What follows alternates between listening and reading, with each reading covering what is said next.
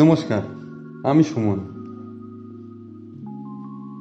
আজকে যোগার চতুর্থ দিনের ক্লাস এবং স্বাগতম আপনাদের যোগাভ্যাস চতুর্থ দিনে। আজ আমরা করব হ্যামস্ট্রিং ফ্লেক্সিবিলিটি স্ট্রেচ, যা আপনার পায়ের টান কমাবে, কোমরের ব্যথা প্রতিরোধ করবে এবং শরীরকে করবে আরও নমনীয়। 1 নম্বর হচ্ছে পশ্চিমোত্তানাসন। 2 নম্বর হচ্ছে হ্যান্ড টু নি পোজ। ডান পা ভাঁজ করে ভেতরে উরুর কাছে রাখুন। শ্বাস নিয়ে লম্বা হয়ে বসুন।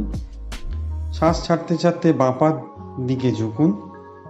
5 বার শ্বাস ধরে রাখুন, তারপর আবার পাশ বদলান। 1 থেকে 2 মিনিট শুয়ে বিশ্রাম নিন। মনে রাখবেন, নমনীয়তা ধীরে ধীরে আসে, তাই প্রতিদিন অনুশীলন করুন। আপনি সফলভাবে চতুর্থ দিনের হ্যামস্ট্রিং ফ্লেক্সিবিলিটি যোগ পূরণ করেছেন। ধন্যবাদ।